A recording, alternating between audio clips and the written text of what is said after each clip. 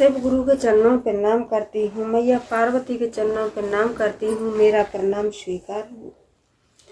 हरिंदर भैया के चरणों पर प्रणाम करती हूँ, नीलम दीदी के चरणों पर प्रणाम करती हूँ, मेरा प्रणाम स्वीकार हो।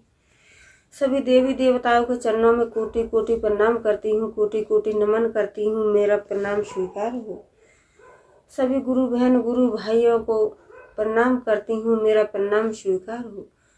आइए आप सबका कमलेश भक्ति चैनल पर स्वागत है और मैं आपको एक कथा सुनाने जा रही हूँ। और देवों के देव महादेव की आदि कथा सुनने पर अपमान होता है, पूरी कथा सुनने पर सम्मान होता है और कथाओं के बारे में पता भी चलता है कि कथा में क्या बताया गया है, ज्ञान बढ़ता है, सारे संकट दूर होते हैं, मुसीबत दूर होती हैं और घर में खुशियाँ आती हैं।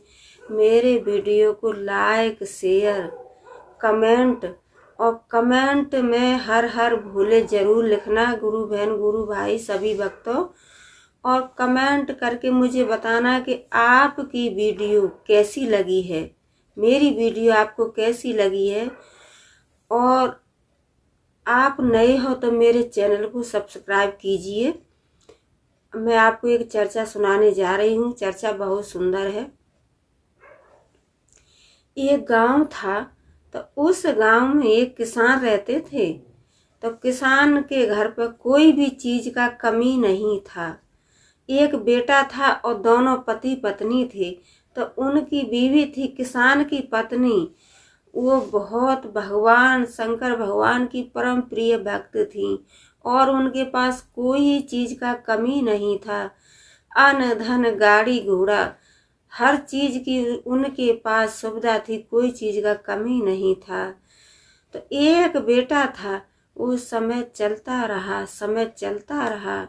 समय के अनुसार बेटा बड़ा हो गया तो उन्होंने बेटा की शादी कर ली और घर में बहू आ गई। तो जो गुरु बहन थी वो तो उनका हमेशा से नियम था अपने देवों के देव महादेव की सुबह शाम पूजा करना और 3 सूत्र का पालन करना। इस चीज से बहू कुछ दिन तो बहू अपना चुप रही और कुछ दिन बाद और धीरे धीरे बहू थी वो गुरु बहन से चिढ़ने लगी और अपने पति से कहने लगी कि आपकी मम्मी घर का कोई भी काम काज नहीं करती हैं और जो है सुबह शाम पूजा करती हैं और दिन में पता नहीं बद क्या बद आती रहती हैं। पता नहीं मुझे गाली देती हैं कि आपको गाली देती हैं कि बच्चों को गाली देती हैं, पता नहीं जी किसको गाली देती हैं।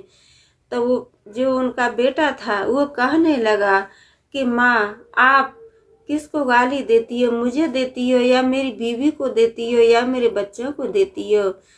तो गुरु बहन थी वो कहने लगी कि हो बेटा, हाँ बेटा मैं आपको गाली दूंगी, मैं तो आप सबके लिए देवों के देव महादेव से दया मांगती हूँ, 3 सूत्र का पालन करती हूँ। बेटा ऐसी कोई माँ है जो अपने बहू बेटा पोते को गाली देगी? बेटा मैं आपको गाली नहीं देती हूँ, मैं तो देवों के देव महादेव से आपके लिए दया मांगती हूँ। तो इतना सुन करके गुरु बहन कुछ नहीं बोली और उनके बेटा था वो चला गया अपना ड्यूटी। और फिर अगले दिन उनकी बहू थी फिर अपने पति से कहने लगी कि देखो तुम्हारी मम्मी की आदत सुधर नहीं सकती है। क्यों कि सुबह शाम पूजा तो करती हैं और लेकिन बद कुछ न कुछ बद आती रहती हैं, वो गाली देती हैं। और कभी वो इतना नहीं कर सकती हैं कि जैसे मेरे बच्चे हैं तो बच्चों को कभी स्कूल छोड़ आए या स्कूल से ले आए या मेरे बच्चों को भी अपने साथ खिला लें या मेरे बच्चों को कहीं घुमा दें। नहीं जी, आपकी माँ तो बस पुजारन है, सुबह शाम पूजा करती हैं और बद बद बद बद पूरे दिन पता नहीं किसको गाली देती हैं। तो फिर वो उसका बेटा था, वो पूछने लगा कि मम्मी आप किसको गाली देती है? बोली हाँ बेटा, मैं किसको गाली दूंगी, मैं तो आप सबके लिए दुआ मांगती हूँ देवों के देव महादेव से। बेटा मैं किसको गाली दूंगी? कोई ऐसी माँ है कि अपने बच्चों के लिए और भगवान के सामने गाली देगी? मैं तो बेटा तुम्हारे सबके लिए दुआ मांगती हूँ, अच्छा ही करती हूँ। तो यह बात उसकी बहू ने सुनी और बहू अपने पति से कहने लगी कि देखो अब तुम एक काम कीजिए, क्योंकि तुम्हारी माँ जो भी करे हम नहीं जानते हैं। इनके लिए खेत पर और एक मढ़ैया बना दीजिए और उसी मढ़ैया में इनको छोड़ दीजिए घर खेत पे। क्यों कि खेत में हमारी भिंडी, लौकी, तोरई सब्जियां लगी है, सब्जियां उगाई हैं हमने, और गाय आती हैं तो गाय हमारा नुकसान करके चली जाती हैं, खा करके चली जाती हैं।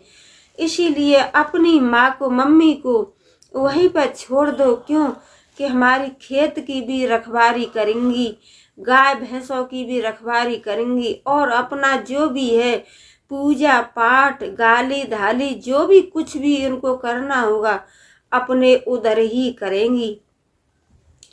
तो बेटा कहने लगा कि माँ अब मम्मी आपके लिए मैं खेत पर एक मढ़ैया झुग्गी बना देता हूँ और आप वहीं पे रहना।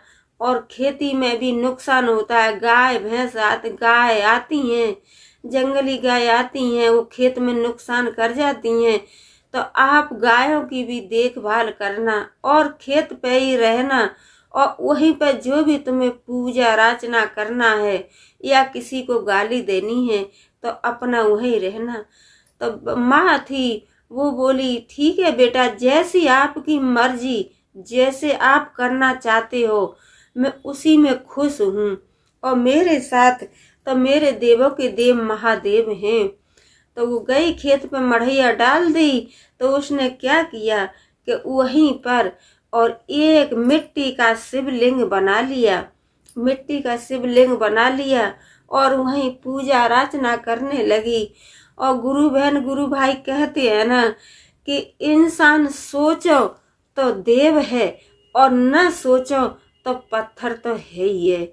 तो हम और आप जो दिल से जिसको भगवान मान लेंगे उसमें भगवान जरूर हैं, भगवान है। और जो हम भगवान को ही भगवान नहीं समझेंगे, नहीं मानेंगे, तो भगवान कहीं है ही नहीं। और जो कहते हैं कि जिसके अंदर श्रद्धा और भक्ति है, भगवान के प्रति भाव है, तो उसके साथ में प्रभु जरूर दिखाई देंगे। भगवान आपको कहीं भी जहाँ भगवान को पुकारोगे वह भगवान आपको जरूर नजर आएंगे। तो उसने बुढ़िया ने क्या किया बेचारी ने कि जो मिट्टी का शिवलिंग बनाया उसी में उसको देवों के देव महादेव नजर आने लगे और श्रद्धा से भक्ति से उनका पूजा पाठ करने लगी और 3 सूत्र का पालन करने लगी। और वहाँ पे भगवान ने उनके लिए एक मंदिर बना दिया, मंदिर उपस्थित कर दिया, और बुढ़िया माता बड़ी खुशी से रहने लगी। और घर में क्या हुआ कि 2, 4, 6 दिन बाद और घर में आग लगी। तो बुढ़िया थी, बुढ़िया को किसी ने बताया कि आपके घर में आग लगी है, आपके घर में आग लगी है। तो बुढ़िया माँ दौड़ी दौड़ी आई और आ करके जो शंकर भगवान का पानी था, जल था, उस जल को और उसने उसके ऊपर डाल दिया, बहू के ऊपर डाल दिया, अपने बेटे के ऊपर डाल दिया। तो सब कुछ शांत हो गया। तो बेटा ने और बहू ने अपनी माँ के और अपनी सास के चरण पकड़ लिए और माफी मांगने लगी। बेटा भी कहने लगा कि हे माँ, हम नहीं जानते थे कि देवों के देव के अंदर इतनी शक्ति है, भक्ति में इतनी शक्ति होती है। माँ, हम एक अनजान अज्ञान ज्ञानी हैं। माँ, हमको माफ कर दीजिए। यही बात बहू भी कहने लगी कि मम्मी हमें माफ कर दीजिए, हम एक अज्ञान ज्ञानी हैं, हम अज्ञान हैं, हमें इस चीज का कोई ज्ञान नहीं है कि भक्ति में इतनी